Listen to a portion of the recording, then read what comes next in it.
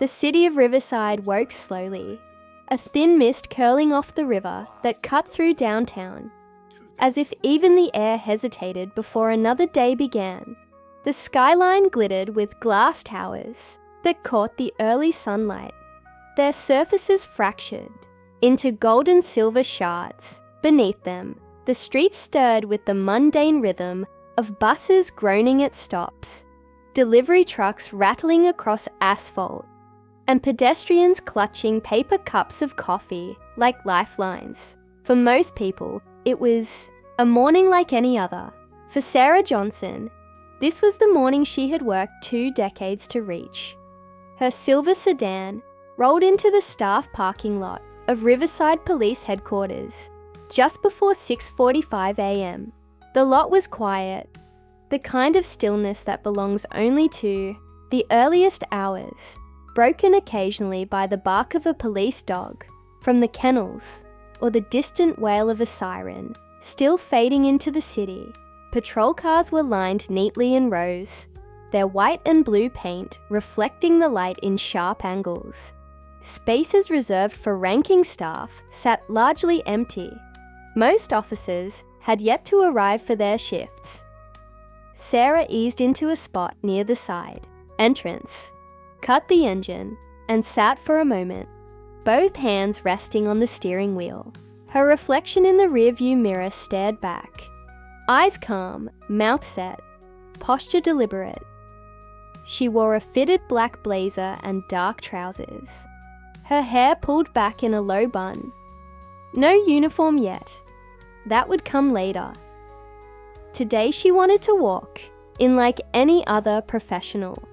Quiet, composed, in control. She exhaled, slow and steady, and stepped out of the car. The air carried a faint bite of coolness, unusual for late summer. Her heels clicked against the pavement, sharp and rhythmic, echoing across the lot. Every sound seemed louder than it should have, as though the city itself was listening. Sarah wasn't nervous, not in the way most people define nerves. She had long since learned how to control her heartbeat under pressure, how to mask fear with steady breaths, how to hold silence until the other side cracked. But she was aware, acutely aware, of the storm she was walking into. Riverside Station had a reputation that preceded it. Lawsuits for racial profiling, whispered stories of brutality, community meetings where distrust simmered like boiling water under thin glass. It was, by anyone's definition, a department in crisis, and starting today, it was hers to command. She reached the staff entrance, fingers brushing the keycard in her blazer pocket. That was when a sharp voice sliced the morning calm. "Hey, stop right there!" The words were barked with authority, heavy with suspicion. Sarah turned, her motion unhurried. 3 officers strode across the lot toward her. Leading them was a tall, broad-shouldered man with cropped blonde hair and a jaw clenched in permanent suspicion. His nameplate read Stevens, though Sarah already knew him from her research. Mike Stevens, patrol officer, 7 years in service, multiple complaints of excessive force, all of them dismissed internally. His personnel file read like a warning, flared in red ink, but the system had protected him. His right hand hovered close to his duty belt, too near the holstered weapon for comfort. Behind him followed a woman, Officer Lisa Chen, compact, sharp-eyed, her mouth already curled into a mocking smirk. And flanking them was a younger man, Officer Dave Miller, his posture uncertain, his gaze darting between his companions and the woman they confronted. "This is a restricted area," Stevens barked, stopping a few feet from her. "Move along." Sarah didn't move. She met his stare evenly. "I'm here for work. I have business inside." Stevens scanned her deliberately, his gaze sliding over her clothing, her posture, and finally lingering on her skin. His expression said everything his words did not. You don't belong here. Work." He let out a short, humorless laugh. "Lady, this isn't your neighborhood. This is a police station." "I know exactly what it is," Sarah replied, her voice calm, deliberate. Chen stepped forward, folding her arms across her chest. "Sweetie, if you're here to file a complaint or report a stolen car, you need the front entrance. This door's for staff only." "I am staff," Sarah said. Both Stevens and Chen laughed now, the sound sharp and dismissive. Miller's mouth twitched like he wanted to speak, but thought better of it. "Right," Stevens sneered. "And I'm the mayor. You got ID to prove that?" Sarah slid a hand into her blazer pocket and produced her credentials. She extended them toward him without ceremony. "Here." Stevens barely glanced at the badge. His laugh grew louder, harsher. "That's a fake. Nice work, though." "It's real," Sarah said quietly. "Sure it is." "You know what?" Stevens' voice rose, echoing off the concrete. "I've seen this scam before. People sneaking into police stations with fake badges. That's a felony. Impersonating an officer could land you in jail." Chen tilted her head, eyes narrowing, her tone mocking. "A serious crime.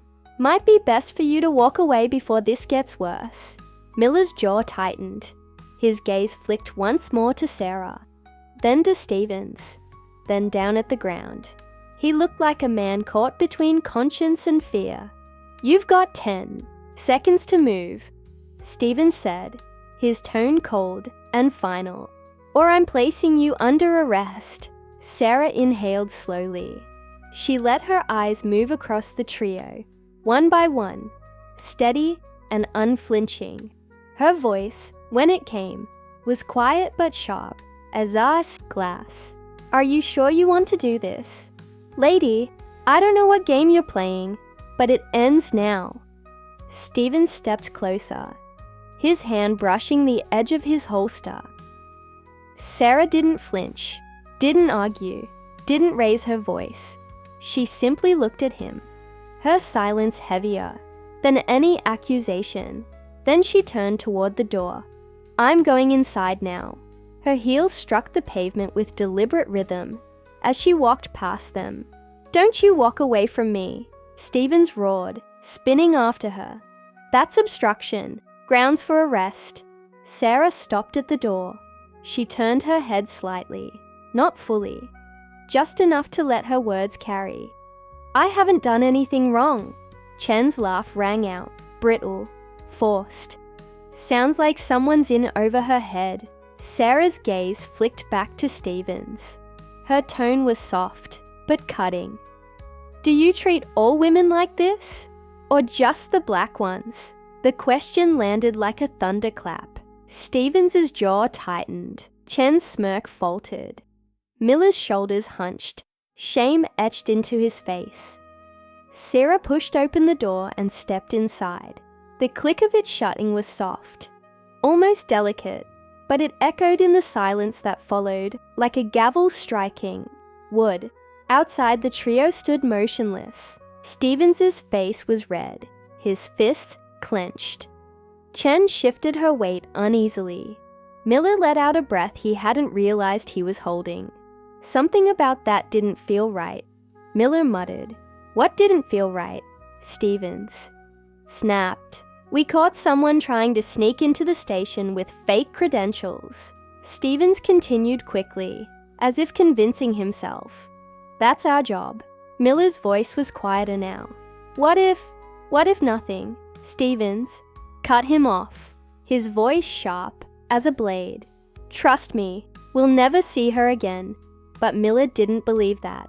Not for a second. The door closed behind her, muffling the morning air and sealing her inside the hushed corridors of Riverside Police Headquarters. The building smelled faintly of disinfectant and old paperwork, a mix Sarah had come to associate with departments. Across the country, the fluorescent lights overhead hummed, casting a pale glow over tiled floors, worn down by decades of restless boots, She walked steadily, her heels clicking softer now on the linoleum, her expression unreadable. She had crossed the threshold, not as an intruder, not as a petitioner begging for access, but as someone who knew exactly where she belonged. Still, the sting of the parking lot clung to her, not as a wound, but as a reminder.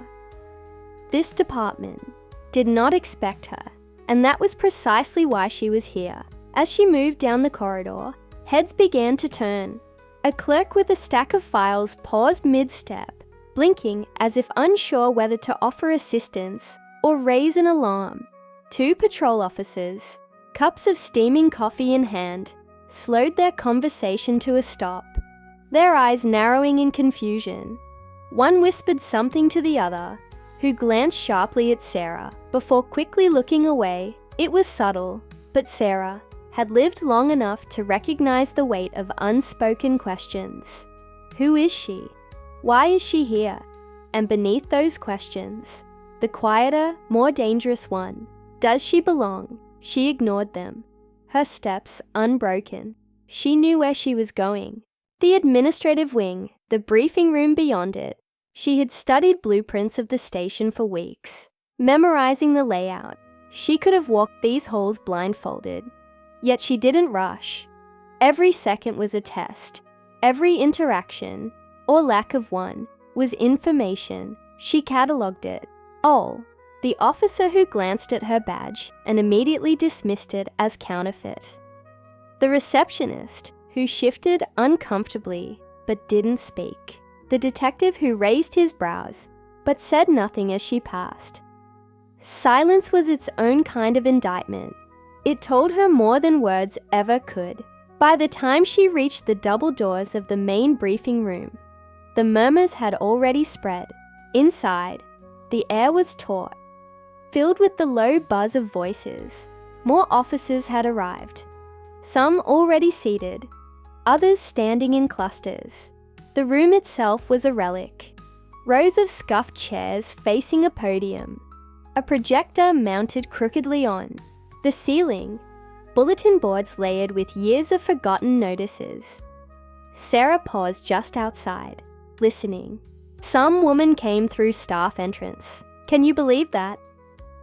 Stevens said she flashed a fake badge. What's the world coming to? People think they can just walk in here. She's bold. I'll give her that. Walked right past them like she owned the place. The voices were half laughing, half indignant, feeding each other. Sarah closed her eyes briefly, steadying her breath. She had heard variations of this tone all her life. Dismissal disguised as humor. Mockery, sharpened into camaraderie.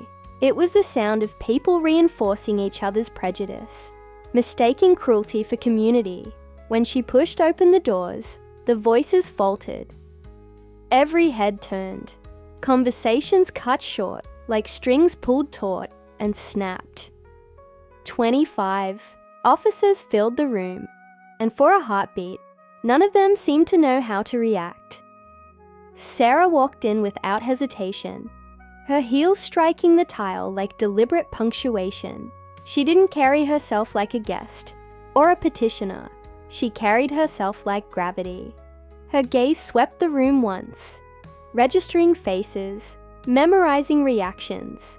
Surprise, confusion, amusement. A few eyes narrowed in suspicion, others widened. In disbelief, she said nothing as she crossed to the front, setting her bag on the table near the podium. For a moment, she let the silence linger. It pressed down on the room, heavy and undeniable. Then, deliberately, she turned and faced them. Good morning. The words were simple, but her tone carried authority. Clear, level, unshaken. The kind of voice that didn't rise to demand attention. Because it already had it, a ripple went through the room. Small shifts in posture. Murmurs quickly suppressed. In the third row, Stevens froze, his face drained of color, as recognition spread across his features. Chen sat beside him, her smirk gone. replaced with the stiff mask of someone caught mid-lie. Miller, further back, lowered his eyes to the floor, shame coloring his expression. Sarah. Let their reactions register. Before she spoke again, "My name is Sarah Johnson." She reached into her bag, pulled out a slim folder, and laid it on the podium. Her badge gleamed as she set it beside the papers. "As of this morning, I am Chief of Police for Riverside Station." The room held its breath. A few officers exchanged stunned glances. Someone coughed. Another muttered something under their breath, quickly shushed by the colleague beside them. Stevens shifted in his seat, his fists clenching against his knees. His voice came out rough, forced. "This is some kind of joke." Sarah met his eyes, calm and unwavering. "Does it look like I'm joking?" Her question cut clean through the air. No one laughed. She let the silence stretch again, then continued. "I know some of you weren't expecting me. I know some of you will have questions. That's natural." Her eyes moved deliberately across the rows, stopping just long enough on each cluster to remind them she saw everything. The suspicion, the doubt, the hostility. But I also know this. Leadership isn't about appearances. It's about service. It's about integrity. And it's about restoring something this department has been losing for a very long time. Trust. A murmur rippled through the room, uneasy. Sarah clicked a remote. The projector flickered to life, casting a slide onto the screen behind her. Crime statistics, complaint records, community surveys. The numbers were ugly. Spikes in civilian complaints, downward trends in public trust, lawsuits settled out of court. "These numbers aren't abstract," Sarah said. "They represent real people. People who no longer believe we will protect them. People who hesitate to call us because they fear what will happen when we arrive. That is the reality we face." She turned back to the room, her voice steady. "And that is why I am here." The silence was thick, uncomfortable. Some officers shifted in their seats. Others avoided her gaze. Sarah let the tension sit. Then she added softly but firmly, "This badge," she touched the star pinned to her chest, "does not grant me power. It grants me responsibility. Responsibility to this community, responsibility to you, and responsibility to ensure that no one, inside or outside this station, is treated with anything less than dignity." She let her gaze find Stevens again. He looked away quickly, jaw tight. "Some of you will welcome change," Sarah continued. "Others will resist it. But let me be clear, change is not optional. This department cannot survive if it continues, as it has, and I will not stand by while disrespect and prejudice rot it from within." Her words fell heavy, final. For a moment, the room was silent, except for the hum of the projector. Then, slowly, officers began to shift again. Some nodded, barely perceptible. Others sat stiff, arms crossed in defiance, but every single one of them knew the ground had shifted. Sarah closed the folder on the podium, her voice calm. "We begin today." The room stayed frozen after Sarah's last words, the silence stretching long enough for every officer to feel its weight. Even the hum of the projector seemed louder, a low electric drone threading through the tension. Stevens finally broke it, his voice sharp. "With all due respect, Chief, you don't know this department. You don't know what we've been through, what it takes to run Riverside." The word chief dripped with disbelief, like it was too heavy on his tongue. Sarah tilted her head slightly. "You're right, I haven't been here, but I've read every report, every complaint, every lawsuit, and I've spoken to the people this department swore to protect. What I know is this: Riverside has been surviving, not leading, and survival isn't enough anymore." Chen leaned forward. arms crossed tightly over her chest. It's easy to throw numbers on a screen. Statistics don't tell the whole story. Out there on the streets, it's different. Sarah's eyes locked on hers. You're right again. Numbers don't tell the whole story. But stories don't erase the numbers. Both matter. She paused, letting that land. Then, with deliberate, calm, she clicked the remote again. The slide behind her changed. Not data, this time, but a photograph. It showed a young black man in uniform, smiling broadly, standing beside a patrol car. His posture was proud, his eyes alight with the energy of someone who believed he could make a difference. "This is my brother, Marcus Johnson," Sarah said, her voice quieter now. The room leaned in almost unconsciously, caught off guard by the shift in tone. He was an officer for 8 years. Good officer, clean record, no complaints. Never used excessive force. He believed in this job. She let her gaze sweep across the room, steady and unblinking. And still, some of his colleagues never let him forget the color of his skin. They joked behind his back. They questioned his authority. They made him feel like he didn't belong, even in the uniform he earned. Miller looked up now, his eyes fixed on the photo. Stephen's jaw clenched, but his gaze dropped to the floor. Chen's smirk was gone, her expression guarded. One day, Sarah continued, her voice tightening. Marcus witnessed another officer using excessive force. The suspect was handcuffed, on the ground, no threat, but the officer kept hitting him. Over and over, the silence in the room grew heavier, pressing against every wall. Marcus had a choice. He could stay quiet, protect his career, keep his colleagues comfortable, or he could do the job he swore to do, protect and serve. He filed the report. He testified. He stood up for what was right. Sarah's eyes hardened. And do you know what happened? No one answered. His backup started arriving late too. Calls. His reports were torn apart line by line. Promotions passed him by. The system didn't protect him. It punished him. Until finally, he was forced to quit. The photo on the screen remained. Marcus's smiling face, now a silent rebuke to the room. Sarah's voice cut through, low but fierce. My brother lost his career because he chose integrity over silence. Because he believed in a department that didn't believe in him. And I swore I'd never let that happen again. Not to him. Not to anyone.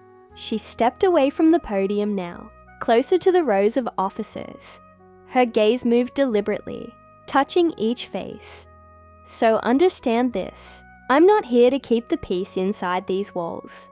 I'm here to rebuild trust outside them. And if that makes some of you uncomfortable, good. Discomfort is the first step toward change. The words hit differently this time.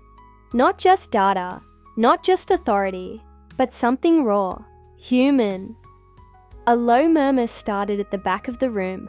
One officer whispered to another. Miller sat straighter, his eyes on Sarah, his expression conflicted, but engaged. Stephen's fists flexed against his knees, anger fighting with something he didn't want to name. Chen tapped her pen against her notebook, quick sharp beats betraying nerves. Sarah stopped in the aisle between the rows. Every single one of you put on this uniform for a reason.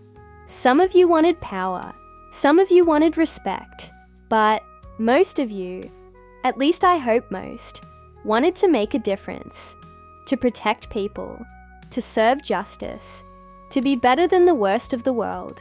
She leaned forward slightly, her voice low, intimate, as if speaking to each officer alone. But tell me, how many of you have stayed silent when you saw something wrong? How many laughed at a joke you knew was cruel? How many times have you let misconduct slide because it was easier? The room was still. No one spoke, but the guilt was palpable, hanging thick in the air. Silence isn't neutral. Sarah said firmly. Silence is a choice, and silence has consequences. For the community, for this department, for every single one of you. Her voice rose, just slightly, carrying to the back of the room. I'm not here to punish you for past mistakes, but I am here to make sure they don't happen again. Starting today, this department will operate differently. And those who can't handle that, those who refuse to treat people with dignity, won't last long here. The words landed like a challenge. Miller swallowed hard. His hand clenched into a fist, then loosened again. He was thinking, weighing, shifting. Stevens muttered something under his breath, but too quiet for anyone else to catch. Chen leaned back in her chair, her expression unreadable. Sarah let the silence sit one last time, then walked back to the podium. She placed both hands on either side of it, steady, commanding. This is the reality. Change is coming, and you have a choice. You can resist it, cling to the way things have always been, and be left behind. Or you can face it, embrace it, and be part of building something better. Either way, the change will happen. The only question is where you'll stand when it does. She clicked the remote once more. The projector screen went black. The silence in the room was absolute now, heavy as stone. Every officer sat with the weight of her words. Some bristled, others reflected, but none could escape the truth of it. Sarah straightened, her voice calm, final. This badge is heavy, she said, touching the star on her chest. It should be, because it represents more than authority. It represents trust. And I won't let that trust break again. She let her eyes sweep across the room, one last time. Think about where you stand, because tomorrow we begin. With that, she stepped away from the podium, leaving the silence to settle in her wake. The officers sat unmoving, the weight of her presence still pressing against them. Some stared at their hands, others at the floor, others at the photo of Marcus still lingering in their minds. And in that silence, one thing was certain. Nothing at Riverside would ever be the same again.